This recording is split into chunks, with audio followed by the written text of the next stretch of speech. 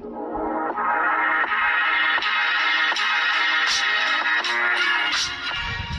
Students, आज हम exercise 9.2 के सॉल्यूशन स्टार्ट करेंगे स्टूडेंट्स। और मुझे उम्मीद है कि आप लोगों ने मेरा पिछला वीडियो देख करके 9.1 को अच्छे से समझ लिया होगा और आप लोगों को उसके कॉन्सेप्ट समझ में आ गए होंगे कि रैंडम वेरिएबल क्या होता है, उसकी वैल्यूज़ कैसे फाइंड करते हैं किसी भी सैम्पल स्पेस में से, और फिर उसकी प्रोबेबिलिटी डिस्ट्रीब्यूशन कैसे बनाते हैं।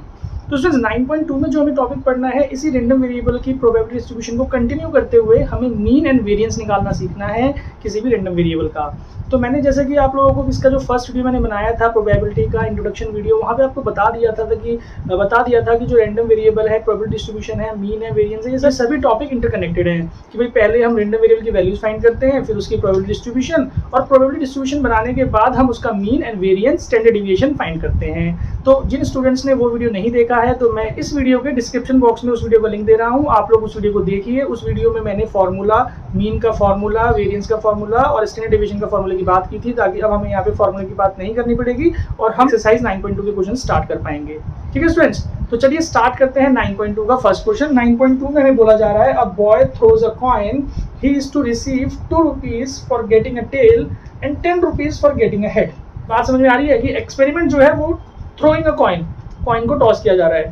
अगर हेड आया तो 10 रुपीज मिलते हैं, अगर टेल आया तो 2 रुपीज मिलते हैं। Find is expectation. एक्सपेक्टेशन भी मैंने बताया था आप लोगों को, मीन को ही एक्सपेक्टेशन कहा जाता है, तो एक्सपेक्टेशन मीन रिसिप्ट साथ में लिखा भी है।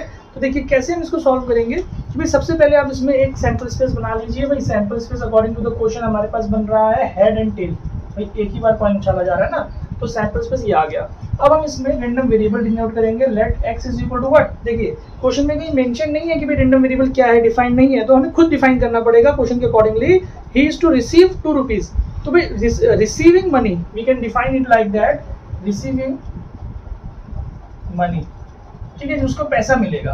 अब पैसा मिलेगा किस तरीके से कि भाई हेड आया। देखिए जो इसका जो हमने रैंडम वेरिएबल डिफाइन किया उसका जो डोमेन होगा हेड होगा, तो हेड जब एक्स के पास आएगा तो उसमें से वैल्यू क्या आएगी भाई 10 रुपीज। समझ रहे हैं बात, तो एक्स की वैल्यू 10, और जब टेल इसके डोमेन में आएगा तो जो इसका रेंज आएगा 2। क्लियर है, मतलब एक्स के पास 2 वैल्यू आ रही है, 10 या 2।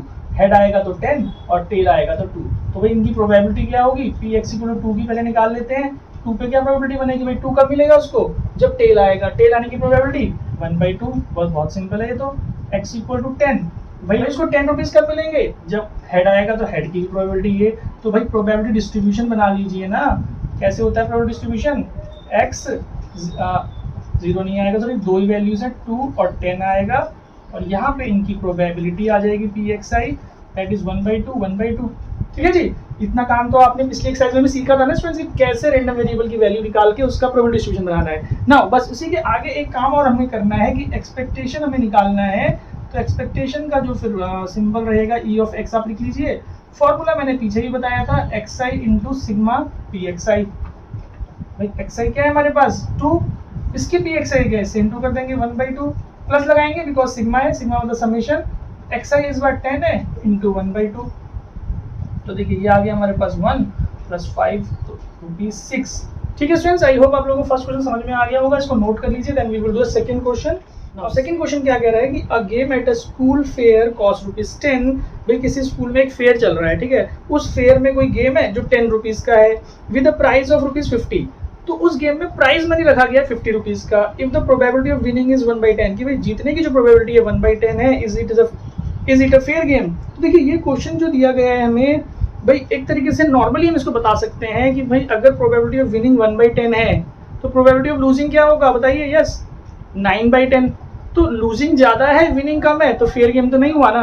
बट इसको हम इस कंटेक्स्ट में करेंगे कि भाई मीन के कंटेक्स्ट में हम इसको कैसे करेंगे कि भाई हम इसका मीन निकालेंगे कि भाई वो 10 रुपीज दे रहा है ना, पे कर रहा है। अगर वो 10 रुपीज पे कर रहा है तो उसको मिलने में 10 रुपीज चाहिए, जिससे फेयर होगा। मीन का मतलब कि जब एवरेज खेलता जाएगा तो जो एवरेज आएगा, जो मीन आएगा उसका विनिंग का, वो 10 ही आना चाहिए। तो देखिए कैसे करते हैं इसको। इस सेकंड क्वेश्चन के लिए तो इसमें कोई एज सच सैंपल स्पेस तो बनेगा नहीं, बस आप इसमें डिनोट कर लीजिए, लेट एक्स क्या है, एक्स है हमारे पास विनिंग द गेम। ठीक है जी, तो x के पास क्या वैल्यू आ रही है, जब विन करेगा गेम तो कितने पैसे मिलेगा उसको 50 रुपीज, तो मतलब ये इसकी वैल्यू हो गई। तो probability of x equal to 50 में सीधा सीधा हमारे पास वैल्यू दे रखी है 1/10 कि जीतने की प्रोबेबिलिटी इतनी है। तो बस x की एक ही वैल्यू है, इसका जो प्रोबेबिलिटी डिस्ट्रीब्यूशन बनाओ या ना बनाओ, इसका मीन हम सीधा निकाल लेंगे। E X I mean is equal to sigma X I into P X I, क्योंकि एक ही वैल्यू है इसके पास, तो ये 50 इंटू 1/10, तो इसका आ गया 5। तो बात समझिए कि जो मीन आया है, मीन इज 5 रुपीज, तो आपको लिखना है ही page ₹10 for the game but his mean of winning is ₹5, therefore it is not a fair game। आई समझिए बात भाई, अगर मीन उसका 10 ही आ जाता तो then we can say yes कि भाई it is a fair game. Clear है? तो ये सेकंड क्वेश्चन भी सॉल्व हो गया students. Now come to third question.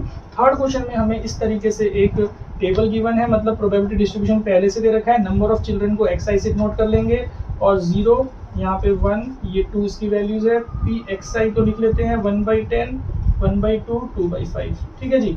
Now अब हमें बोला है भाई, ये तो क्वेश्चन पढ़ लीजिएगा, हमें सीधा इसका नंबर ऑफ इसका हमें मीन नंबर ऑफ चिल्ड्रन निकालना है। तो भाई क्या करेंगे, बहुत सिंपली आप मीन निकालिए। मीन का सिंपल क्या होगा, इस तरीके से मीन, इसे म्यू पढ़ा जाता है स्टूडेंट्स, MU म्यू।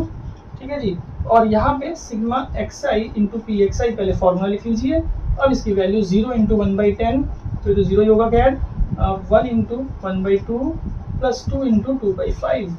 तो देखिए भाई 0, ये 1/2 आ जाएगा, ये 4/5, तो इसका एलसीएम ले लेंगे 10, 5 प्लस यहाँ से आ जाएगा आपका 8, तो ये 13/10, इसको 1.3 हम लिख सकते हैं स्टूडेंट्स। क्वेश्चन नंबर 3 का सॉल्यूशन हो गया। आप लोग इसको नोट डाउन कर लीजिए, then we will do the question number 4 onwards. चलिए स्टूडेंट्स क्वेश्चन नंबर 4 सॉल्व करते हैं। 4 में हमें प्रोबेबिलिटी डिस्ट्रीब्यूशन गिवन है, जो मैंने लिख ली है यहाँ पे, और हमें बोला जा रहा है find mean and variance of the following probability distribution. तो भाई मीन का सीधा सीधा फॉर्मूला लगा देंगे, mean is equal to sigma X I into P X I. ठीक है जी। करिए भाई 0 इंटू 1/6, 0 ही हो जाएगा, plus 1 into 1/2 plus 2 into 3/10 plus 3 into 1/30। भाई ध्यान से सॉल्व करिएगा, ये तो 0 ही हो गया, ये 1/2 प्लस इसे कैंसिल आउट नहीं कर रहे, 6/10 प्लस 3/30। देखिए एलसीएम हमारा 30 ही आ जाएगा, ये 15 हो गया, यहाँ 3 में जाएगा तो 18 हो गया, ये एज इट इज रहेगा। प्लस कर लीजिए भाई 21, और जो 15 है 36/30, तो कैंसिल आउट हो जाएगा, 6 से काट दीजिए, 6/5, तो 1.2। ठीक है जी, 1.2 हमारे पास मीन आ चुका है फोर्थ क्वेश्चन का। नाउ इसका जो वेरिएंस निकालना है, तो वेरिएंस के लिए वेरेक्स लिखा जाता है, या इस तरीके से सिग्मा का स्क्वायर, ये आप लिख लीजिए।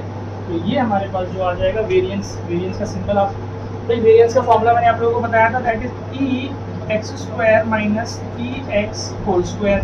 भाई EX तो यही होता है, मीन जो था ये EX है, इसका होल स्क्वायर आप निकाल लेंगे। अब ये वाला टर्म कैसे निकालेंगे, तो यहाँ पे सबसे पहले हम E ऑफ x² निकालेंगे।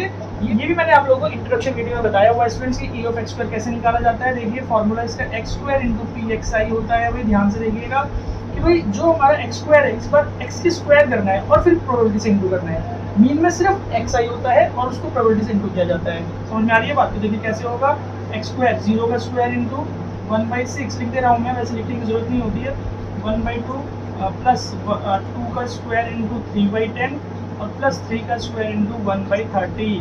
तो देखिए ये तो 0 ही हो गया, इसको हटा ही देते हैं, यहाँ से 1/2 ही आ रहा है, ये हमारा 4 डिजिट 12/10 हो गया, यहाँ से 9/30 हो गया। अगेन एलसीएम ले लेंगे, तो ये हमारे पास 30 आ गया, अगेन 15, यहाँ से 3 36 और ये 9 का 9, तो 45 और 15 60/30।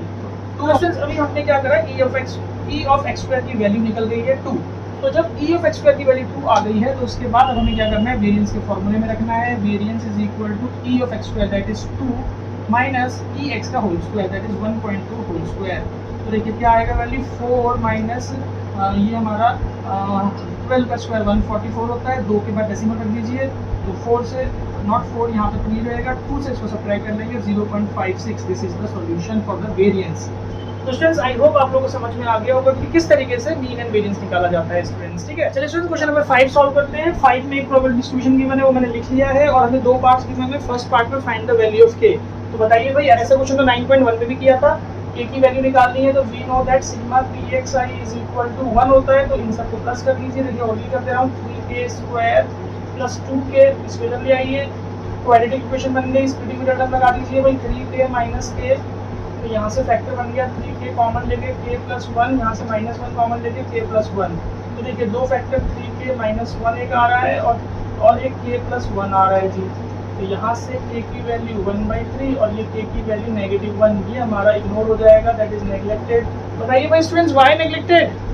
Yes, because the probability can not be negative, that is why k is equal to 1/3 आ गया। आई होप समझ में आ रहा होगा स्टूडेंट्स। फर्स्ट पार्ट हो चुका है, नाउ सेकंड पार्ट करेंगे इसका। सेकंड पार्ट में भी बोला जा रहा है कि भाई डिटरमाइन मीन। तो भाई मीन तो आप लोग कर देंगे, अब इजीली कर लेंगे मीन। कैसे? 0.5 मैं सीधा कर दे रहा हूँ, 0.5 इंटू k की वैल्यू 1/3 लिख लेते हैं भाई सीधा ही, प्लस लगाएंगे 1 इंटू 1/3 का square that is 9 plus 1.5 into 2k square that is 2/9 plus 2 into 1/3। समझ रहे होंगे कैसे लिखा है मैंने 2/9, बिकॉज 2k स्क्वायर है तो k की वैल्यू 1/3 पुट होगी तो 1/9 नीचे आ जाएगा 2/9। क्लियर है? तो चलिए आगे सॉल्व करते हैं। ये हमारा 0.5/3 ऐसे ही रखते हैं इसको, 1/9 ये हो जाएगा 3/9, ये हो जाएगा 2/3। ले लीजिए एलसीएम भाई, क्या है बताइए? 9 3 से इंटू होगा 1.5 plus 1 as it is plus 3 as it is plus 3 से इंटू होगा 6। तो मतलब मेरे पास जो वैल्यू आने वाली है 11.5/9। इसको ऐसे भी छोड़ सकते हैं, डेसिमल्स का हटाएंगे तो भाई 115/90। तो ये कट रहा है किससे भाई? 5 से क्लियरली कट रहा है, 5 18 और ये 5 23। This is our solution. I think आप लोगों को क्लियर होगा स्टूडेंट्स कैसे क्वेश्चन नंबर 5 को सॉल्व आउट किया है। इसको नोट डाउन कर लीजिए, then we will do the 6th question onwards. Students question number 6 solve करते हैं। 6 में भी एक प्रोबेबिलिटी डिस्ट्रीब्यूशन गिवन है जो मैंने यहाँ पे बना लिया है, और इसमें भी इसमें 3 पार्ट है। हमें बोला है find the value of c। तो भाई बिल्कुल हमने जैसे पहले पार्ट में किया था, सिग्मा pxi इज 1। तो भाई इनको ऐड करेंगे तो 4 3 7 2 9 10। तो ये हो गया 10c स्क्वायर प्लस 3c और 1 को इधर ले आइए इक्वल टू 0। क्वाड्रेटिक बन गया, स्प्लिटिंग में टर्म लगाइए भाई 10c स्क्वायर और ये हो जाएगा तो कितना 3 लाना है हमें, 5 और 2 हो जाएगा 5c माइनस 2c। समझ रहे होंगे? यहाँ से 5c कॉमन लीजिए, 2c प्लस 1 माइनस 1 कॉमन लीजिए, 2c प्लस 1। ये तो भाई सबको ही आता है सॉल्व करना, राइट। यहाँ से c की 2 वैल्यूज निकलेंगी। देखिए एक तो मेरे पास 1/5 आ गया, एक मेरे पास -1/2 आ गया। ये नेगलेक्ट करना है, आपको पता है क्योंकि प्रोबेबिलिटी नेगेटिव नहीं हो सकती, राइट। तो ये हमारा फर्स्ट आंसर आ गया। नाउ सेकंड में हमें बोला है अगेन मीन निकालना है। तो भाई मीन के लिए क्या कर देंगे? मीन इज इक्वल टू, इसको थोड़ा सिंबल ठीक से बना लीजिएगा।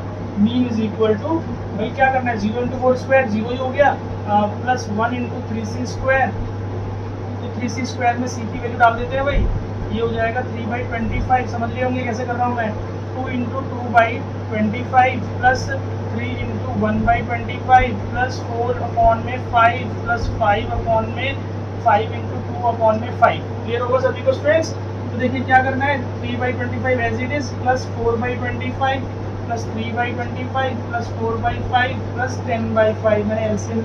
मैंने यहाँ कैंसिल आउट नहीं किया ताकि एलसीएम सेम ही रहेगा 25। तो भाई 3 4 3 एज इट इज।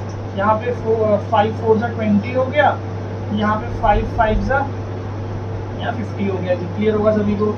70 73 77 80 80/25 आया, मतलब कि 16/5 5 से कैंसिल आउट हो गया। ठीक है जी। तो ये हमारा सेकंड पार्ट भी आ गया है। नाउ थर्ड पार्ट में बोला है इन्होंने if sigma pixi square is equal to 14 find variance. तो भाई वेरिएंस कैसे निकालेंगे? वेरिएंस का फॉर्मूला आप लोगों को पता था जो मैंने लिखवाया था, आप लोगों को इस तरीके से लिखवाया था e of x square minus ex whole square. तो ये चीज़ क्या थी? मैंने बताया था आपको, सिग्मा ये x स्क्वायर इंटू pxi होता है माइनस ये हमारा सिग्मा xi इंटू pxi होता है, बस। ठीक है जी। अब समझिएगा ये चीज़ जो है ये ऑलरेडी क्वेश्चन में गिवन है, बस लिखने का तरीका अलग है। पी आई एक्स का स्क्वायर दिया हुआ है, इसका मतलब यही है, पी मतलब प्रोबेबिलिटी, एक्स आई मतलब रैंडम वेरिएबल। तो देखिए सेम चीज़ है, तो यहाँ पे आप 14 पुट अप करिए, माइनस ये तो हमें पता है मीन होता है, मीन मैं निकाल चुका था 16/5। तो भाई 16/5 का स्क्वायर कर दीजिए, अब सॉल्व कर दीजिए। 14 माइनस ये कितना आ जाएगा भाई 256/25। एलसीएम ले लीजिए, 25 इंटू 14 कर लीजिए, कितना आ जाएगा 250 और 100 350 हो गया, माइनस 256/25 तो माइनस कर लीजिए। 350 में से 250 गया, सीधा सीधा 100 माइनस 6 कर दीजिए, 94/25। ये हमारा आंसर हो गया जी भाई थर्ड पार्ट का। क्लियर होगा क्वेश्चन नंबर 6 स्टूडेंट्स? तो स्टूडेंट्स इस वीडियो में मैं सिर्फ क्वेश्चन नंबर 6 तक के सॉल्यूशंस को ही रख रहा हूं, जिससे कि आप लोगों को समझ में आ गया होगा मीन कैसे निकालना है, क्योंकि इन क्वेश्चंस में प्रोबेबिलिटी डिस्ट्रीब्यूशन ऑलमोस्ट गिवन थी सभी क्वेश्चंस में। नाउ क्वेश्चन नंबर 7 ऑनवर्ड्स हमें पहले प्रोबेबिलिटी डिस्ट्रीब्यूशन बनानी पड़ेगी एंड उसका मीन निकालना पड़ेगा। तो आप लोग क्या कर सकते हैं कि खुद से ट्राई कर सकते हैं क्वेश्चन को, क्योंकि प्रोबेबिलिटी डिस्ट्रीब्यूशन निकालना तो आप लोगों को आता है। जब प्रोबेबिलिटी डिस्ट्रीब्यूशन आपकी निकल जाएगी तो फिर उसके बाद आप मीन का फॉर्मूला लगा के खुद से ट्राई कर लीजिए, और मैं कुछ दिनों बाद इसके आगे के क्वेश्चंस भी अपलोड कर दूंगा, जिसमें आप अपने स्टेप्स को टैली कर सकते हैं कि कैसे आप लोग स्टेप्स बनाएंगे उसमें, राइट। तो चलिए स्टूडेंट्स, टेक केयर, बाय।